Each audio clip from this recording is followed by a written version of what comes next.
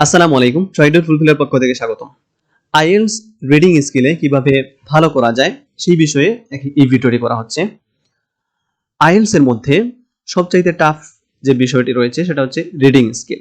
অনেকের কাছে এটা টাফ লাগে, আবার অনেকের কাছেই স্পিকিং টাফ লাগে। তো মোটামুটি এভারেজ প্রত্যেকের কাছেই রিডিংটা অনেকটা টাফ লাগে। যেহেতু এখানে অনেকটা অপরিচিত প্যাসেজ আমাদেরকে পড়তে হয় এবং ব্রেইন খাটিয়ে উত্তর বের করতে হয় প্যাসেজ থেকে, সেজন্য এটাতে অনেক বেশি সময় ব্যয় করতে হয় আইএলটিএস পরীক্ষার্থীদের জন্য। তো রিডিং স্কিলে ভালো করার জন্য প্রথম পরামর্শটাই হচ্ছে টেক টেস্ট ডেইলি। প্রতিদিন একটা করে আপনি টেস্ট দেন এবং টেস্ট দেওয়ার জন্য আপনি অবশ্যই 1 ঘন্টা সময়ের বেশি দিবেন না। যেহেতু মেন পরীক্ষায় আপনার 1 ঘন্টা দিতে হবে, আপনি 1 ঘন্টার মধ্যেই টেস্টটা শেষ করবেন। তা আপনার যতটাই হোক, যতটুকুই পারেন 1 ঘন্টার মধ্যে শেষ করার চেষ্টা করবেন। এবং যদি দেখেন যে 1 ঘন্টায় কিছুই হচ্ছে না, মার্কই পাচ্ছেন না, কোনো কিছুই হচ্ছে না, তখন আপনি একটু বেশি সময় নিয়ে দিতে পারেন। তবে যত বেশি প্র্যাকটিস করবেন, চেষ্টা করবেন সময়টা কমিয়ে আনার জন্য। এবং যদি দেখেন আপনার 1 ঘন্টায় হয়ে যাচ্ছে 3টা পেসেজই, তখন আপনি 1 ঘন্টা থেকে আরো কিছু কমানোর চেষ্টা করবেন, কারণ মেইন পরীক্ষা সেটা আপনার জন্য ভালো হবে। আগে যদি 50 মিনিটের মধ্যেই আপনি 3টা পেজে শেষ করে যান, বাসাতে পরীক্ষার হলে গিয়ে আপনি 10 মিনিট সময় বেশি পাবেন, আপনি অনেকটা রিল্যাক্সড হয়ে প্রশ্ন উত্তর দিতে পারবেন। এটা হচ্ছে প্রথম কথা, প্রতিদিন টেস্ট দিতে হবে। তারপরে হচ্ছে ফাইন্ড ইওর প্রবলেম।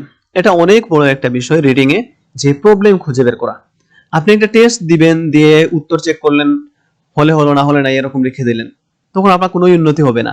যেরকম মার্ক পাচ্ছেন সেরকম পেয়ে যাবেন, এর থেকে বেশি পাবেন না। এজন্য আপনাকে আপনার প্রবলেম খুঁজে বের করতে হবে, যে রিডিং এর কোন অংশে আমার প্রবলেম। যদি দেখেন আপনার হেডিং ম্যাচিং এ প্রবলেম, যদি দেখেন ইয়েস নো তে প্রবলেম, ট্রু ফলস এ প্রবলেম, তখন এই স্পেসিফিক যে টপিকটা রয়েছে সেটা নিয়ে আপনি গবেষণা করবেন, সেটা নিয়ে আপনি চর্চা করবেন, সেটা নিয়েই আপনি সবকিছু করবেন। যখন দেখবেন যে আপনার এই হেডিং এর সমস্যাটা আপনি সমাধান করে ফেলেছেন, আপনার ট্রু ফলস এর সমস্যাটা সমাধান করে ফেলেছেন, তখন আপনি আবার টেস্ট দিবেন। আবার দেখবেন যে পরের পরীক্ষায় পরের টেস্টের মধ্যে আপনার কোনটাতে কম পাওয়া যায়। যদি দেখেন যে এই দুটো আপনার ফিল আপ হয়ে গেছে, তখন আপনি মনে করলেন যে আপনার গ্যাপ ফিলিং এর সমস্যা হয়ে গেছে, তখন গ্যাপ ফিলিং সম্পর্কিত যত কিছু আছে, যত হেল্প দরকার সব হেল্প নেবেন, এটার উপরে চর্চা করবেন, এটা থেকেই বেশি বেশি টেস্ট দেবেন। ক্যামব্রিজের যতগুলো টেস্ট রয়েছে আপনি চেষ্টা করবেন যে এই টপিকটা আপনি কমপ্লিট করেছেন। তারপরে হচ্ছে আপনি আবার টেস্ট দেবেন সবকিছু একসাথে। তখন দেখবেন যে আপনার একটা একটা করে যদি আপনি কভার করে করে যান, আপনার পুরোটা পরীক্ষাটাই ভালো হবে। তখন আপনার 3টা পেসেজের উত্তর দেওয়া সহজ হবে। তারপরে হচ্ছে উত্তর খোঁজার জন্য কিওয়ার্ডিং একটা খুবই মারাত্মক গুরুত্বপূর্ণ বিষয়, কারণ রিডিং এর একমাত্র নির্ভরযোগ্য কাজটাই হচ্ছে কিওয়ার্ডিং করা। কিওয়ার্ডিং এর মাধ্যমে আপনি অবশ্যই পেসেজ থেকে উত্তর বের করতে পারবেন। যখন আপনি প্রশ্ন পড়বেন, তখন আপনি প্রশ্নের মধ্যে গুরুত্বপূর্ণ শব্দ যেগুলো রয়েছে, যে শব্দ আপনি মনে করবেন যে এই শব্দটা সিলেক্ট করলে আমি পেসেজে একটা ক্লু পেয়ে যাব, তখন এই শব্দটাই আপনি মার্ক করে রাখবেন, আন্ডারলাইন করে রাখবেন। এবং পেসেজে গিয়ে আপনি পুরো পেসেজটা না পড়ে যে প্যারার মধ্যে আপনার উত্তরটা রয়েছে সেই প্যারাটা প্রথমেই খুঁজে বের করবেন। আপনি দেখবেন কিওয়ার্ড করা যে শব্দগুলো রয়েছে, আন্ডারলাইন করেছেন যেগুলো প্রশ্নের মধ্যে, সেগুলো কোন প্যারার মধ্যে রয়েছে সেই প্যারাটা খুঁজে বের করে প্যারাটার মধ্যে আপনি রিসার্চ করবেন। এটা একটু স্কিমিং করে যাবেন, আপনার কিওয়ার্ডগুলো আগের দাগে রাখবেন। তারপরে আপনি দেখবেন যে প্রথম প্রশ্নের উত্তরটা কোন লাইনে রয়েছে, এই লাইনটা বের করে ফেললে আপনি সিকোয়েন্স হিসেবে উত্তর পেয়ে যাবেন। কারণ আইএলটিএস এর প্রত্যেকটা প্রশ্ন সিকোয়েন্সলি উত্তর দেয়া থাকে পেসেজে। প্রথমটার এ নাম্বারের উত্তর যদি মনে করেন 5 নাম্বারের উত্তর থাকলো পেসেজের প্রথম লাইনে, 6 নাম্বার থাকবে 2 নাম্বার লাইনে, 7 নাম্বার থাকবে এর পরের লাইনে, এরকম সিকোয়েন্সলি যায়। সবগুলো প্রশ্নের উত্তরে কিন্তু এরকম সিকোয়েন্সলি যায়। তো আপনি একটা ট্রাই করে দেখতে পারেন। আর সবগুলো পেসেজ না পড়ে আপনি যে পেসেজটাই আপনার উত্তর দেয়া, সেই স্পেসিফিক পেসেজটাই খুঁজে বের করবেন প্রথমে, তখন আপনার উত্তর বের করা সহজ হয়ে যাবে। তারপরে আরেকটা হচ্ছে রিড কোয়েশ্চন ফার্স্ট। প্রথমেই আপনাকে প্রশ্ন পড়ে ফেলতে হবে। প্রথমে যদি আপনি পেসেজ পড়া শুরু করেন, তখন দেখবেন যে আপনার সময় নষ্ট হয়ে গেছে, কোনো কিছুই হবে না। আপনি প্রশ্ন প্রথমেই পড়বেন, প্রশ্নটা কিওয়ার্ডিং করবেন, তারপরে হচ্ছে আপনি পেসেজে যাবেন, সেই প্রশ্নের প্যারাটা খুঁজে বের করবেন, সেই প্যারাটাতে কিওয়ার্ড সিলেক্ট করবেন এবং সেখান থেকেই সিরিয়ালি আপনি উত্তরগুলো নিয়ে আসবেন। তারপরে আরেকটা টিপস হচ্ছে ভোকাবুলারি নোট করা। রিডিং হোক, লিসেনিং হোক, আপনি ভোকাবুলারি নোট করবেন। ভোকাবুলারি বলতে আপনি সবগুলো শব্দের অর্থ যে জেনে ফেলতে হবে একটা প্যাসেজের, সেরকম না।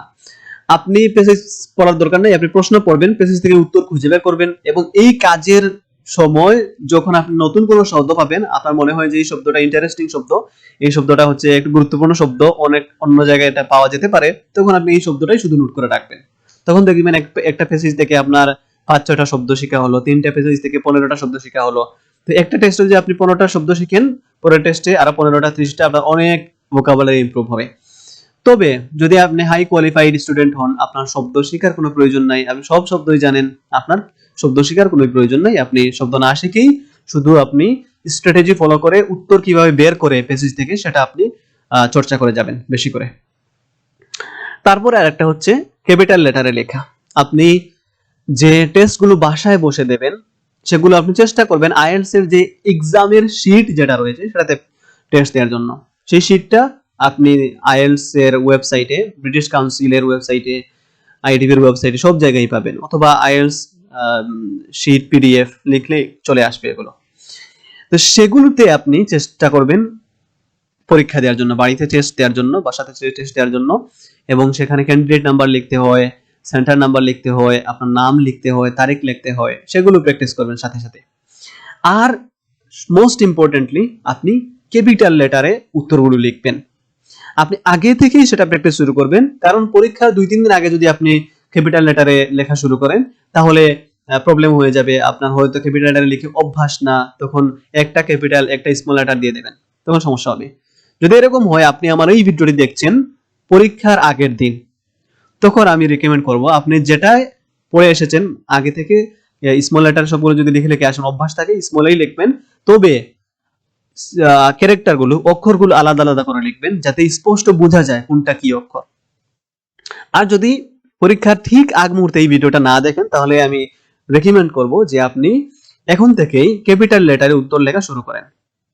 রিডিং এ যেহেতু আপনার লাস্টে কোনো সময় দেয়া থাকবে না, আপনি এই সময়ের মধ্যেই, আপনার 1 ঘন্টা সময়ের মধ্যেই আপনি সাথে সাথে উত্তর লিখে ফেলতে হবে। উত্তর বের করবেন, সাথে সাথেই লিখে ফেলবেন, বের করবেন, সাথে সাথেই আনসার শিটে লিখে ফেলবেন, এবং ক্যাপিটাল ওয়ার্ডে লিখবেন।